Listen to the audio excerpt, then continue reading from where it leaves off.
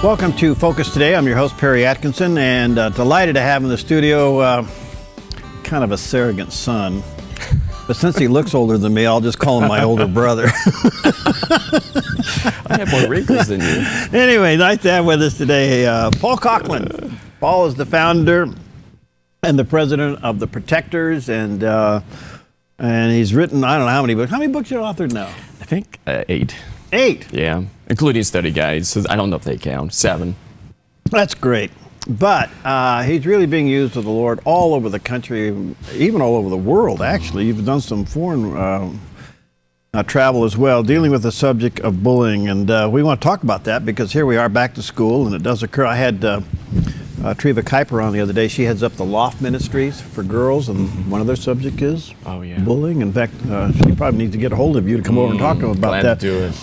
Why did you take this on? Of all things, here you are a writer. What happened for you to take on bullying? Yeah, you know, it's interesting, Perry. I do prefer writing, you know, the quiet life of a writer.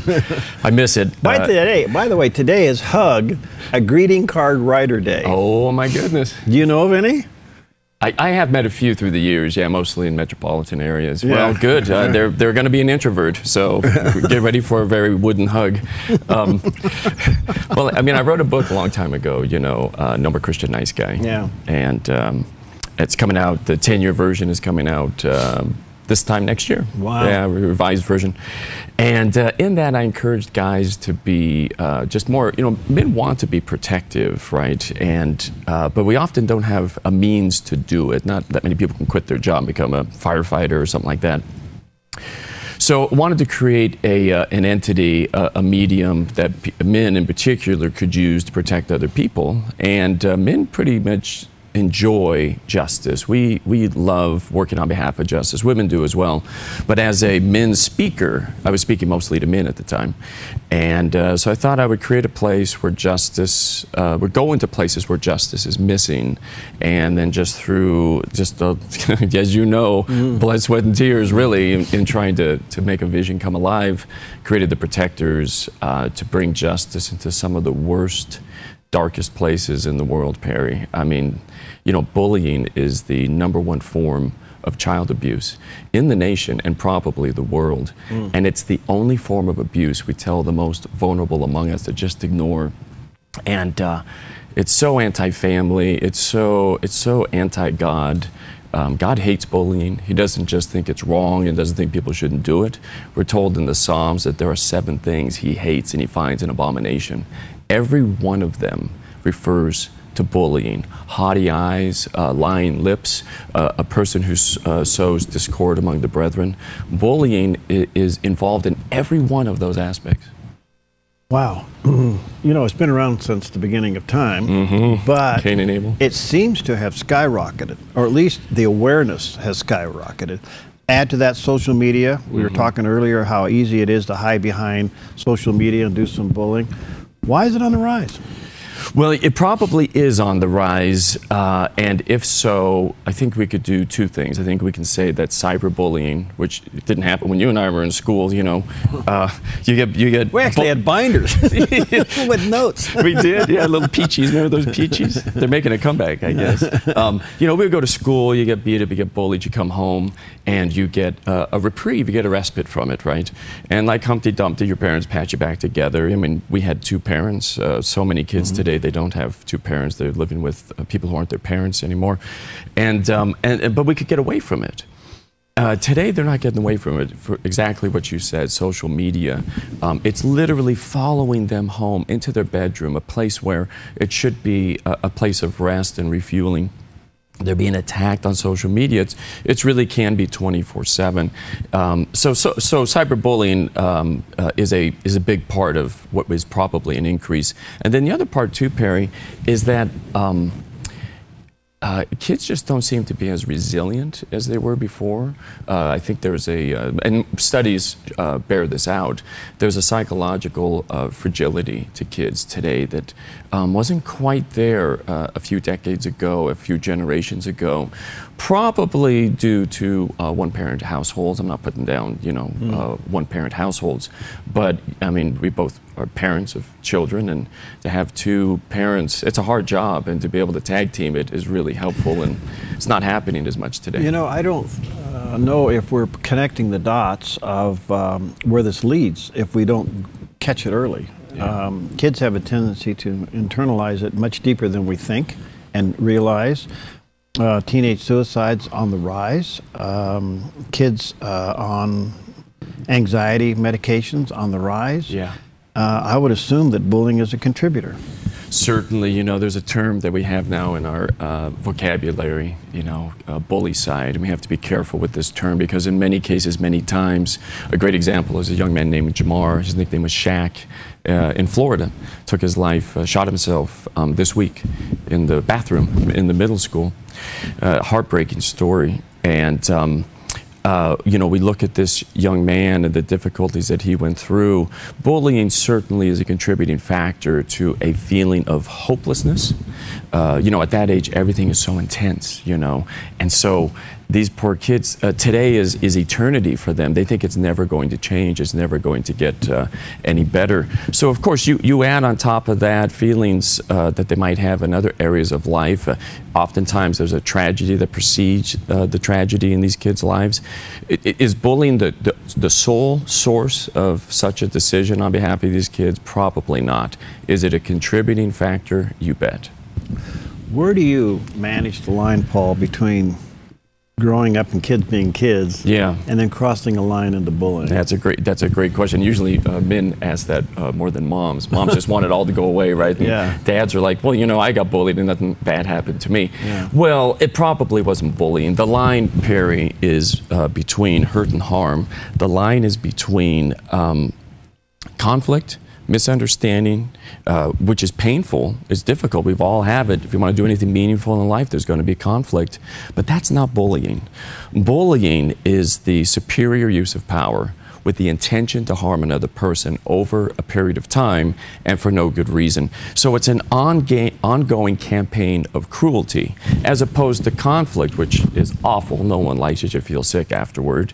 But psychologically, that doesn't really harm us the way that an ongoing campaign of cruelty does. So a good way to look at it is the difference between hurt and harm. A sunburn is temporary pain, it goes away. And that's conflict. Bullying is more like cancer. It's life diminishing itself. So there's the line. Wow. What is a sign to a parent that their kid's being bullied and they're internalizing it? Yeah, we know, Perry, for example, that just fundamentally only about 10% of people who undergo abuse ever speak, whether that be sexual abuse or that be the abuse at the hands of a bully and so on. So most don't talk. They internalize it. So, by watching their behavior, you can see something's going on. Usually a degree of irritability that wasn't there before. Sometimes just sudden outbursts of anger where the kid just didn't do that before. Domination of siblings when they didn't do it before. Loss of interest in school. You know, usually this revolves around school, not because schools aren't doing their job, but that's where kids come together over a long period of time. So they may have loved school at one time, or love a hobby, or loved a sport, and now they hate it. Ill-defined illnesses. You don't know why the kid's sick, they're just sick. They usually complain of a headache, stomach ache, or both. If they're younger and they stop bedwetting, particularly boys, and they start bedwetting again, things like that. Too much sleep when they didn't do that before, or too little sleep. These are sometimes signs of depression. It's certainly the awareness of bullying is on the rise, and there is some crackdown going on. Are you pleased with the way we're handling this? Yeah, you know, Perry, what's interesting is that, you know, most states now will have some sort of anti-bullying legislation on the books. And obviously there's federal mandates for schools to do more than what they've done, let's say, in the past. It's usually not in the policies themselves that is the problem. It's the enforcement of the policy. And I would back up to say that bullying really isn't a school problem. It is a cultural problem. And it requires a culture to change it. Most administrators, most of the time, really do care deeply about kids. And I've had the great pleasure to work with them across the country and in other parts of the world as well. They care deeply. They want to do it. But bullying is so secretive, it is so predatory that a bully waits for the teacher to turn his or her back before they strike. And so oftentimes teachers don't see it, they just don't. So what do we have to do? We've got to get parents. Parents are the frontline defense. Parents need to require their children, the way I did with my kids. Said, listen, you may not have to befriend everyone in your school. That's impossible to do, really. But if you see that kid who's low on the totem pole, having their psychological flesh seared from them, I expect you to do something. I expect you not to be a coward, and I expect you to do the right thing afraid. I expect you to speak up at that moment, to say this is wrong, or comfort them afterward. If more parents did that, we could diminish bullying within 1 week by about 50%. All right, we're talking about bullying. Paul Coughlin's with us. He heads up The Protectors. Your website for people who want to get a hold of you? Very simple, theprotectors.org. And if they want to contact me personally, just Paul at theprotectors.org. All right, we'll take a quick break. We'll be right back.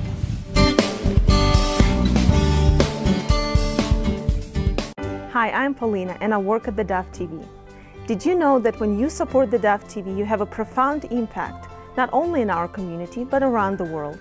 It's your continued support that takes the inspiration and hope in the programs we produce and makes them available to the thousands of people who are watching these videos online every week. Help bring encouragement and hope to our valley and beyond by making a secure online donation today at our website, thedove.us.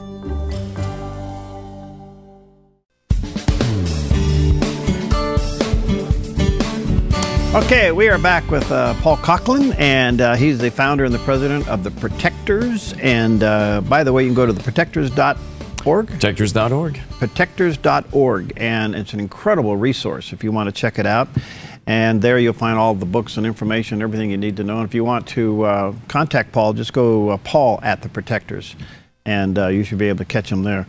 All right, we're talking about bullying. It's a big thing. By the way, you got a fundraiser coming up. What is that? Oh, thank you. Yeah, by the end of this year, Perry, we recently went to Tanzania, East Africa, and worked with groups from 4 different countries.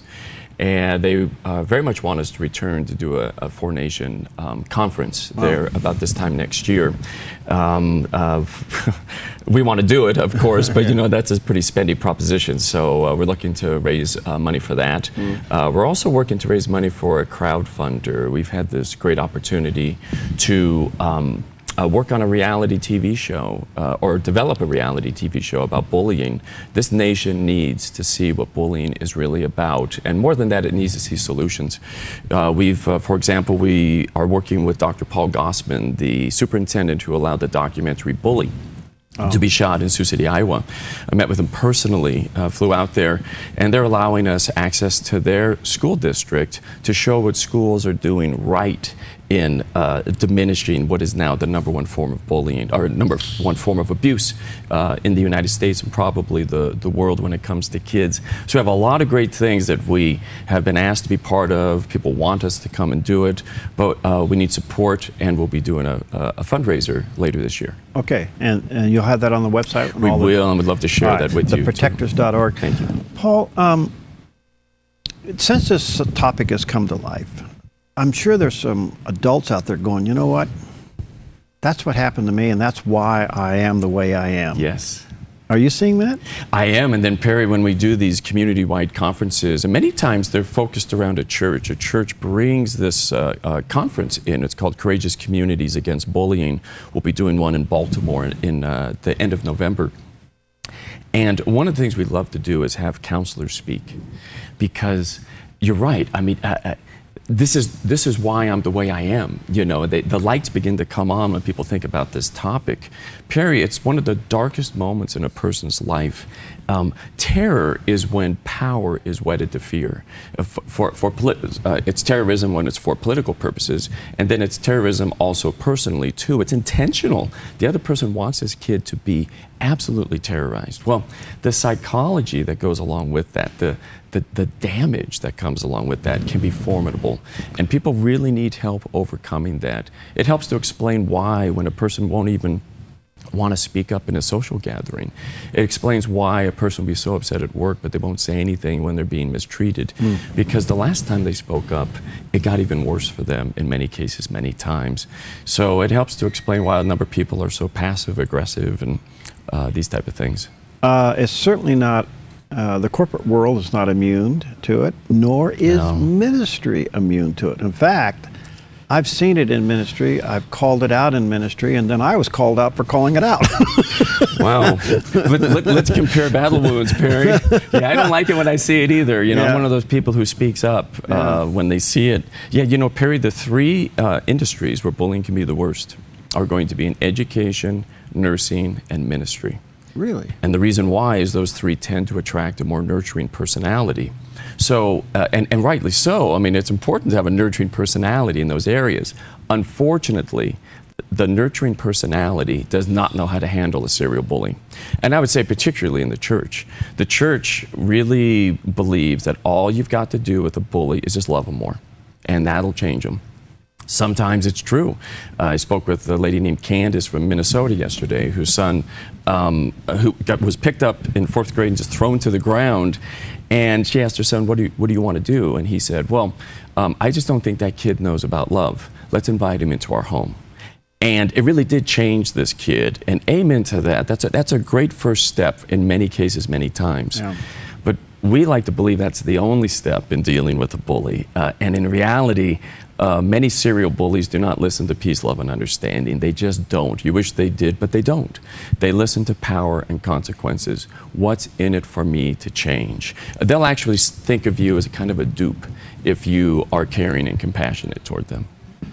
Is an adult who's involved in bullying, may not realize that's what they're doing, is that a result of them being bullied as a child, or an injustice in their life? Yeah, it can be, Perry. You know, hurting people hurt people. There's certainly truth to that. We have this belief, for example, that bullies have low self-esteem, that they feel badly about themselves. Studies show that actually they have average to excessive self-esteem. Your average bully actually thinks they're kind of hot stuff. So they're not really hurting inside. They're not this wounded little dove that just needs more love in order to be, you know, to stop harming other people. In most cases, most of the time, they need to see the humanity in other people, and that comes through what we call the portal of humility. Also, too, we must keep in mind that many bullies come from homes that are highly permissive in the parenting style, especially, don't you love this fly that's in the studio? Fly in the studio. In this entire studio, there is one fly, and it loves us. Also, bullies tend to come from homes with lack of supervision, but especially male supervision. So, yeah, they do see coercive parenting styles when they're young. They see parents who often express disdain and contempt for other people, and they feel that that is just how you go about life, is expressing disdain and contempt. Is political correctness being what it is it fueling the problem? Is it exposing the problem? I mean, we seem to be ultra sensitive and touchy-feely. We don't want to hurt anybody. I think that would fuel, that's a great question. I think it fuels a false definition of bullying, because I follow bullying pretty closely. And it's very difficult to bully someone. It's very difficult for one group of people to bully another. In order to talk accurately about bullying, it's interpersonal. Sports teams, as I wrote for Fox News, sports teams do not bully each other, okay? They may be aggressive toward one another, but they don't really bully one another. In regard to the political realm, no, it's just the hustle and bustle of people vying for attention and the spotlight and the job. That's just mostly conflict. Do they express disdain and contempt for each other? Sure. Is it superior power with the intention to harm? Sometimes. But by and large, the political correctness, though difficult, doesn't really fall into the category of bullying. You have been very, very strong on this issue as it relates to what can somebody do. And I think you alluded to it earlier. And I would say to parents and to young people, or wherever you are, corporate people, if you're seeing another person bullying another person, step in. Yeah. What should they do at that moment? Well, a good thing is, wisdom, courage without wisdom is to be foolhardy, right? So in the workplace, you do have to be a little careful as well, because you may be on the chopping block, let's just be honest, right? What you want to do is create alliances, if at all possible. What you really want to do is document what you're seeing and find out if it does one of two things: if it violates corporate policy and if it violates law. So if you can find out, usually with the help of an attorney, this is what I saw, these are the people who also saw it take place, what does this constitute, and is it over a period of time? And then if you do something about it, realize things can backfire. And I think a lot of us who really care about justice we've had things backfire on us before. To the best of your ability, bring other people with you, because it's very hard for a supervisor to say, it might be easy for a supervisor to say no to one person. Well, that's not the case. He or she has 3 people in her saying the same thing. You can't really avoid that one. Wow. Okay, but on the playground, yeah, you're saying to your children, step in. Yeah, do something, and it takes many forms, Perry. Some people don't have the courage to step in right away. Courage is doing the right thing afraid, really. Some people don't have that, so you can comfort the target afterward. Report, not tattle, to authority what you saw and what you heard.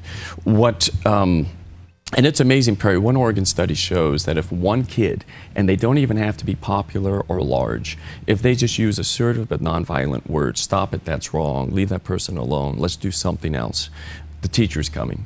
That incident of bullying can end 58% of the time within 6 to 8 seconds. It's really, it's amazing. What we do is the power of 2. We encourage kids to make an agreement. If I see you being bullied, I'll help you, you help me. Now here's the cool part. When the 2 of us see someone being bullied, we will do something. We will not be passive, frankly, sinful bystanders. We're going to be assertive, courageous alongside them. We're going to do something about it. And here's one reason why, Perry, and this is important for parents. Studies show that when a target sees bullying when a bystander sees bullying take place and they don't do anything, their capacity for sympathy, empathy, and courage decrease.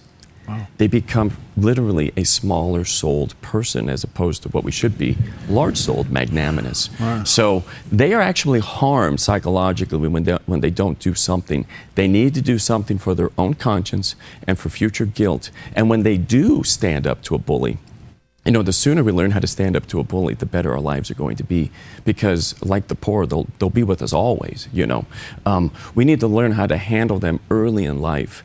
Many people right now watching us married a bully in their first marriage. It didn't go very well, Perry. They lost all kinds of stuff, self-respect, their own health. If they could do it again, they wouldn't have married that person. Imagine giving a child the gift of being able to recognize a bully early in life, not just recognize them, but how to effectively handle them. The quality of their life will greatly increase. Wow. Is there treatment for bullies? There is. Only about 5% of bullies become serial bullies, and they're far more likely to commit crime. They have a criminal mentality. They look at other people as a commodity. That person exists so I can get this. So cruelty is currency in youth culture. That's very important for adults to understand, even in Christian schools. Cruelty is currency. You are more popular if you are awful to your classmates, as long as you don't go too far. Now that changes around grades 10, 11, and 12. You're not as popular anymore about being awful, but you're very popular in the middle school years. So you grow in popularity by being awful, but most kids realize that it's wrong and they stop it. Unfortunately, the harm they do can be lifelong harm to other people. What they need, if you've got a child who's bullying, they need to see the humanity in other people. They need an infusion of humility. Wow, boy, and we're just scratching the surface on this topic. Probably have you for about 4 days straight and maybe get your seminar condensed down. I had to come back. Okay, you can go to theprotectors.org. That's the website, theprotectors.org, and you can correspond with Paul there. And and maybe you can have him to your church or your group as well. He's considered an expert. You've been now all over the world talking on this, and he continues to do so. And you have curriculum, right? We do. We have a curriculum for public schools, and we have curriculum for private Christian schools that's being used across the world. Wow, there you go. All right, protectors.org. Thanks, Paul. Great to be here. Congratulations on the new place. Thank you, and take the fly with you, will you? We'll be right back.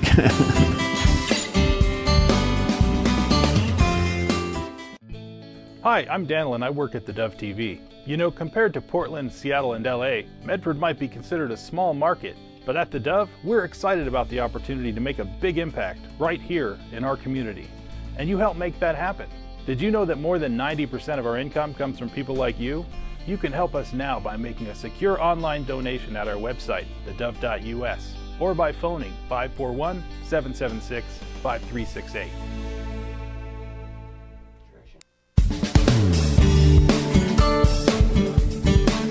Welcome back. Well, it's always a delight and an honor to have with us Dr. Gene Getz. He is the editor behind the Life Essential Bible, lebible.com. You can check it out. It's a Bible that it ends up being one of the great resources of our day. It's got QR codes from Genesis to Revelation.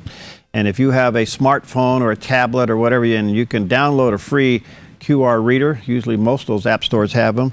You just run that over your one of the QR codes in the Bible here that he has, and up pops Dr. Gene, and he gives you anywhere from a 5 to 10 minute Bible study on that principle. So I consider him a good friend and one of my favorite guests to have. How you doing, buddy? Good to see you.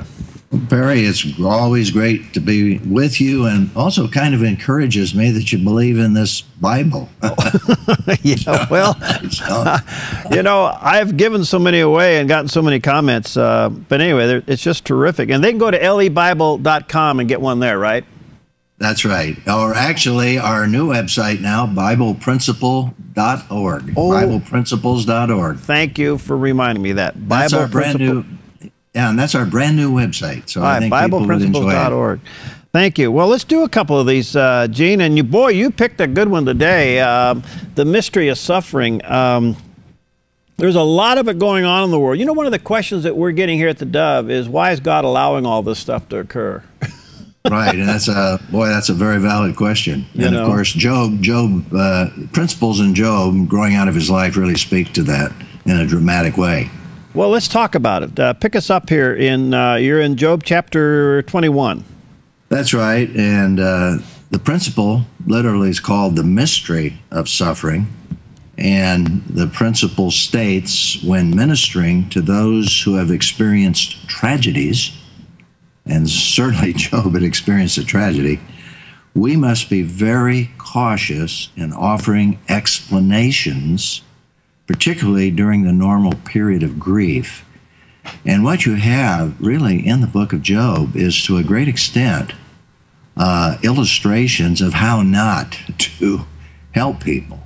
Wow. And if you go back to the previous principle, which I've called showing compassion, and that goes back to the chapter 20, which says, when helping others, we're to be empathetic and compassionate. This opening little paragraph, I think, really says it all in terms of what we're talking about today. Job was sitting in an ash heap. He was infected with boils from head to foot. He had lost everything. He had been judged severely by his friends, scorned by his neighbors, derided by his wife. Curse God and die, she said. Yet Zophar, and that's the guy that sets the stage now for the principle we're looking at in chapter 21, Zophar offered no sympathy, no genuine compassion. Rather, he judged him. And so there's a tremendous illustration here in relationship to the fact that this guy was totally out to lunch. He couldn't identify whatsoever with Job's plight. He's categorizing the reasons why Job's suffering. And we know, of course, the whole story, that Job didn't even know about that. Why was he suffering? And so the principle, I think, that comes out of this Perry, is that bad things happen to good people. And the other side is that good things happen to bad people. Because Job talks about that. He says, why are some people who don't love God, thriving? And I love God, and we know he did because God said he loved him. Why am I suffering? And he didn't know the answer to that question. And Zophar comes along as if he's an expert and hands out these platitudes or makes him feel guilty. And so I think the principle that comes out of that is, how do we handle these situations? And there's a great lesson here that we need to learn the mystery of suffering. And boy, we don't have all the answers. All right, well, let's go back over to chapter 1 and go through a couple of those, Gene, because you have as a pastor, and I certainly get it too. You see people who are going through a tough time. There doesn't seem to be a logical explanation. They love God, they've been faithful, their life seems to be in order, but all of a sudden their life gets upside down. And I've heard some pretty cheap responses. That's right. I've heard some responses that were anything but loving. And I've heard some responses that were so spiritualized you kind of wonder, what Bible are they reading?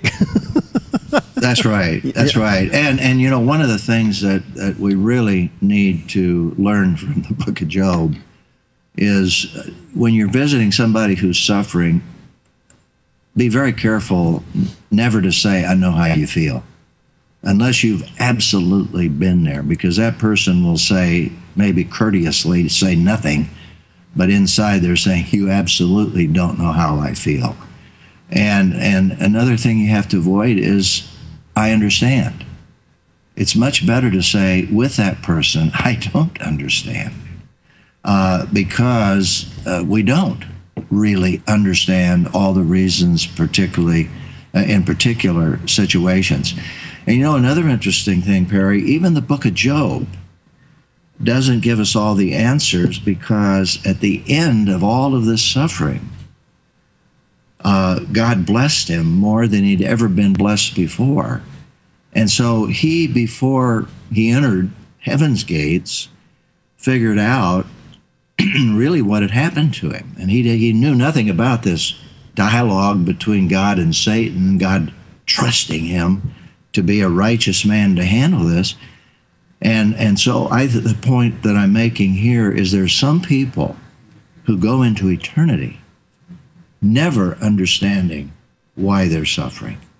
And they love God. And I can give you illustrations like that again and again and again. People, for example, who have Alzheimer's, they have all these serious problems, and yet they love God with all their heart. Mm-hmm. Now, the point being, and I raise a question here at the end, as I do at the end of these segments for application, when people are suffering in ways that seem unexplainable and unfair. And I've often said to people, by the way, this is not fair. Life is not fair. These situations are not fair. So we need to acknowledge that seem unexplainable, unfair. What's the best way to encourage them? And one of the best ways to encourage people is to just be there and be silent. And by the way, his 3 friends started out that way. They just sat with him and were silent until they got into this arrogant approach to trying to resolve the issue. Does that make sense? Makes total sense, even though it seems to go against our natural tendency to give an answer or an explanation. We have this insatiable desire that we want to help, so we say something and it ends up being stupid. That's right. That's right. And I've had to just take a person's hand or put my arm around them and just simply be silent. Just silent. Mm-hmm. I'm here. And even in some cases to say, I don't understand.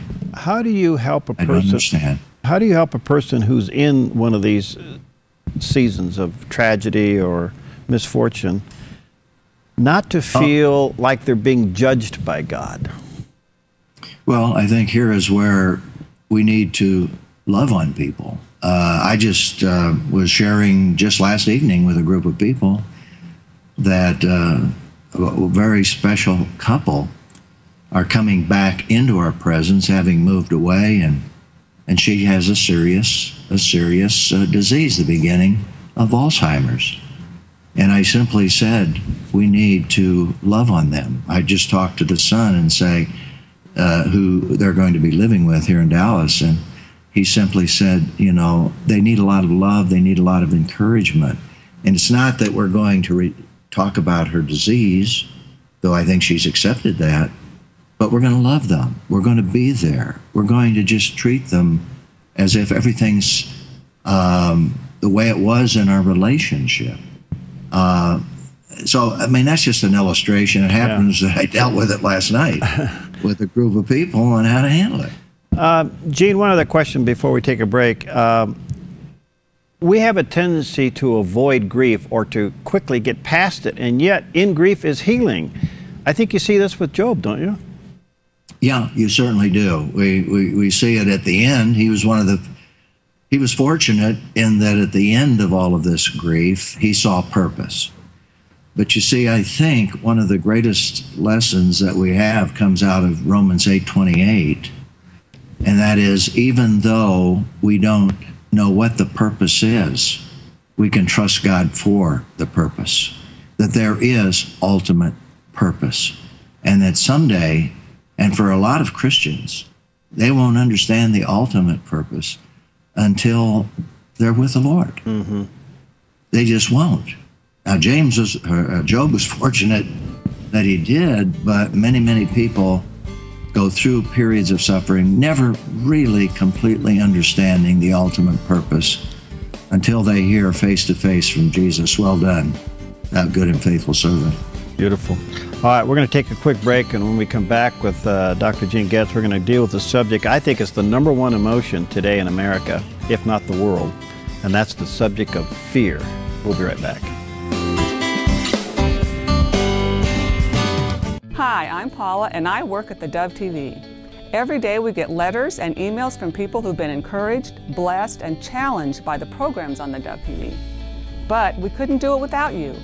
Did you know that more than 90% of our income comes from people like you? You can help us continue to bring inspiration and hope to our community by making a secure online donation at our website, thedove.us, or call us at 541-776-5368.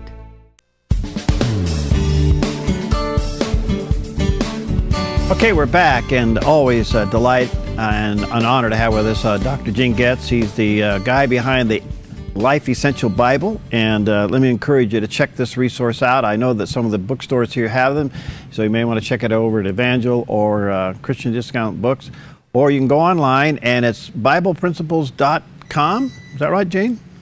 BiblePrinciples.org. .org. Okay, well, I got to get the organ com thing right. BiblePrinciples.org. And order yourself up one of these Bibles. I'm telling you, and here we are going into the Christmas season. You talk about a great Christmas gift to yourself or to a family member. This thing is terrific. I can't tell you how I fall into bed at night exhausted, and I know I should be reading my Bible, so I just listen to Gene. Bless your heart. Thank you.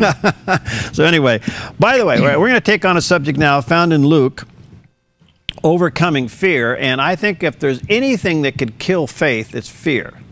And with all the calls that we get here, Gene, with people hearing something on the radio or watching it on television that sparks an emotion, you can when you talk to them on the phone, you can pretty much bring it back to they're afraid of something. There's some kind of fear element going on. And as far as I know in my life, the only way I can overcome fear is just get really exhausted where I'm too tired to be afraid. Otherwise, it's pretty much there. I just love your explanation. I think that would be very helpful to people. Anyway, help us with this principle. Well, actually, the subject of fear is huge, has many, many applications. And right here in Luke, it has a special application. And it grows out of Peter's experience. And to really understand it, the fear here is a fear of really trusting God in his call on our life, just give our lives to the Lord and trust him, to trust that he has the best for us. But specifically, let me just set the stage in terms of how that principle comes from this passage. Peter had met Jesus probably 6 months before up in the Jerusalem area, where Andrew, his brother, introduced him to Jesus. Andrew had become a disciple of John the Baptist. And when Jesus saw Peter for the very first time, he identified him and said, you're Cephas, or you're Simon, son of John, but you're going to be called Peter, or Cephas. And in other words, you're going to be a rock. Now, Jesus had never met him before, and so that had an impact. But about 6 months later, Jesus had come back to Galilee, and this is something people don't understand.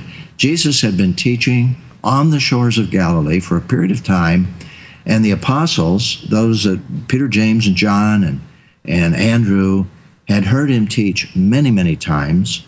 And on a particular occasion, Jesus got into Peter's boat. He's still very active. He's probably the CEO of the fishing business that was owned by Zebedee.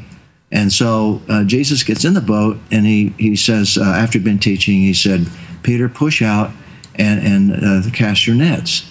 And Peter got very, very upset. If you got to read between the lines a bit, but it's there. He got very upset and said, Lord, we've done this all night. We caught nothing, but if you say so, I will. And so they go out, and you know the story. I mean, it just is an incredible drought.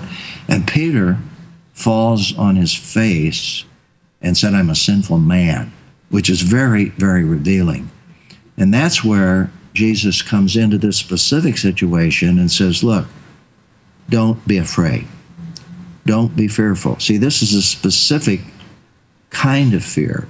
And then it says, after that, they left their boats, they left their nets, and followed Jesus. He had probably invited them many times over a period of maybe 6 months, and they were resistant, and Peter probably was the guy that was holding the others back, because it says, after that experience, they left their nets and they followed him. Now, it's very important here, I think, too, Perry, to indicate some people just feel like they left their boats to rot, and but they left that business in the hands of the owner, and that was Zebedee, and probably that was the income they lived on while they were following Jesus. Somebody had to take care of their families. Mm-hmm. So, but the point being, they weren't willing to really trust the Lord in that special calling on their life. Now, in terms of how that applies to you and to me, we don't have that specific kind of calling like the apostles did, but we have a calling from Jesus, follow me. You can trust me. You can trust me with your life. Don't be afraid. Don't be fearful to trust God. He will have the best for you, no matter what that is. I'm also hearing you say here, Gene, that Jesus used fear to deliver a revelation. Well, he did. Yeah, and he spoke into Peter's life because Peter felt very embarrassed by his attitude, very humiliated because he had acted up. He had revealed this in front of a large group of people. He was mad at the Lord in a sense. Don't you understand? And we've been out there all night long. What are you asking? Mm-hmm. And when the Lord, as it were, made that final punch with his setting the stage to really say, now, can you trust me? Don't be afraid. Follow me. And that is when Peter and James and John, Andrew made that final decision. Okay, we're going to leave this business and we're going to follow Jesus wherever it takes us. Now, that's unique. Yeah. But there's a principle there. Yeah.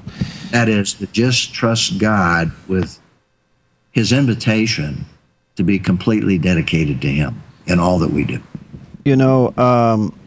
Of all the emotions, Jesus has the fear nots. I'm sure you've probably done a small little rendition of that, but there's a lot of fear nots in the Bible, so obviously it's an emotion that's quite prevalent.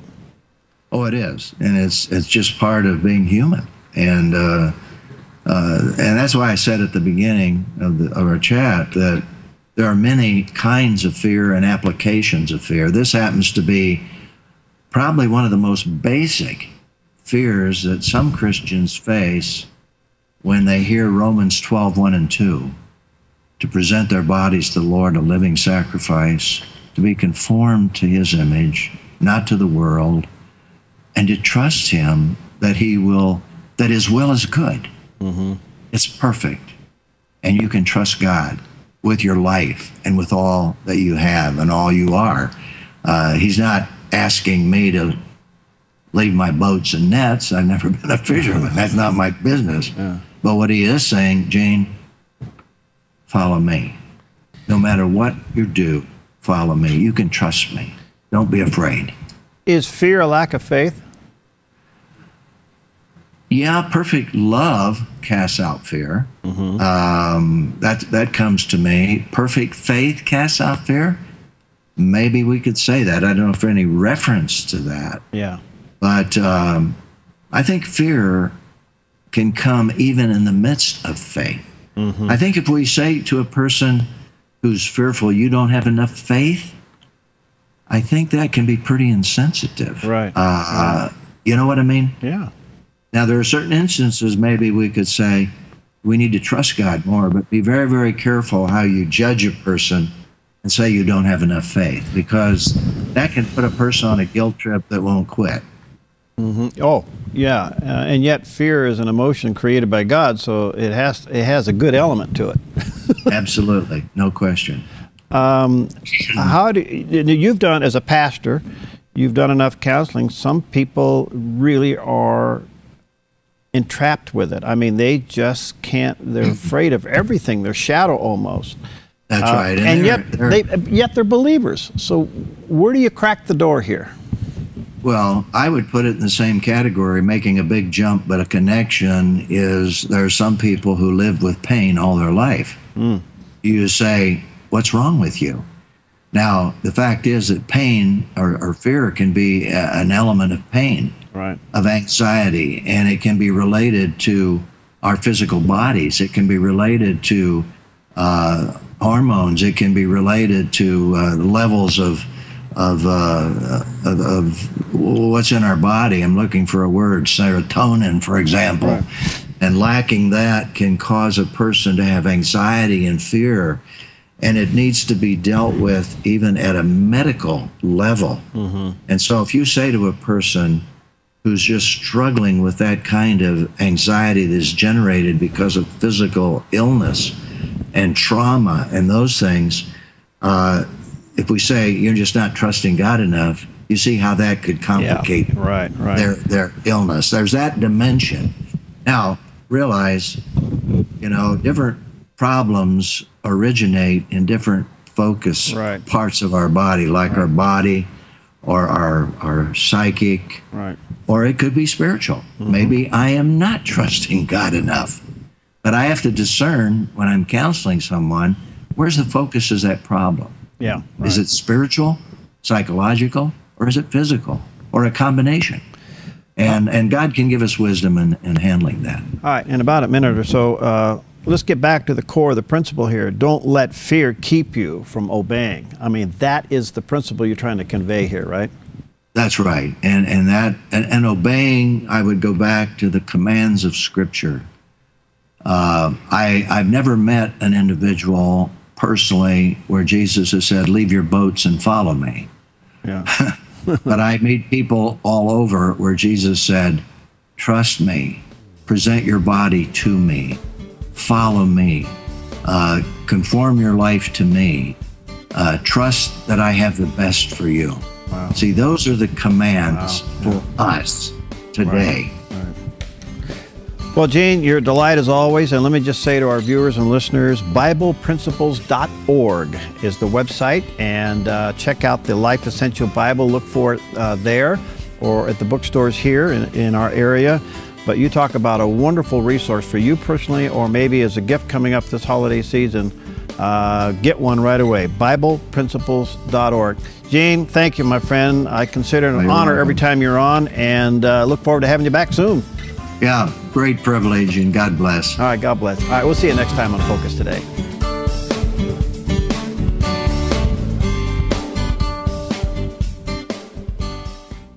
Hi, I'm Jim, and I work at theDove TV. Every weekday between 6 and 8 a.m., our award-winning news and sports team bring you the best morning show around. It's live, it's honest, and it's a whole lot of fun. And you help make it happen.